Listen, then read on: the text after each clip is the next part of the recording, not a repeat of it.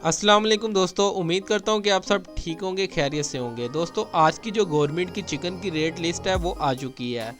आज का ब्रायलर ज़िंदा रेट 413 रुपये है। ब्रायलर ज़िंदा परचून रेट 421 रुपये है। और ब्रायलर गोश्त दोस्तों जो आज हमें परचून की दुकान से फ़ी किलो मिलेगा 632 रुपये। और दोस्तों अंडे की पेटी का रेट 6960 रुपये है। और अंडे आज हमें किस रेट पर फ़ी दर्जन मिलेंगे 236 रुपये। और अगर दोस्तों बात की जाए कि आज बोनलेस का क्या रेट है, बोनलेस का रेट निकालने के लिए दोस्तों आपको ऊपर ब्रायलर ज़िंदा रेट नज़र आ रहा है 413 रुपये। आपने उसको ज़रब देनी है 2.2 के साथ। जब आप 2.2 के साथ ज़रब देंगे तो आपके पास आज का बोनलेस का रेट निकल आएगा।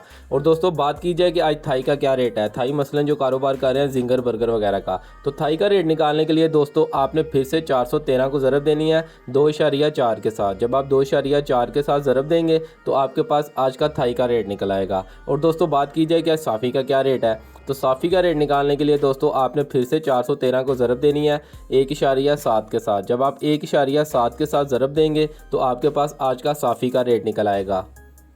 दोस्तों उम्मीद करता हूँ ये वीडियो आप सबके लिए बहुत ज़्यादा हेल्पफुल हुई होगी।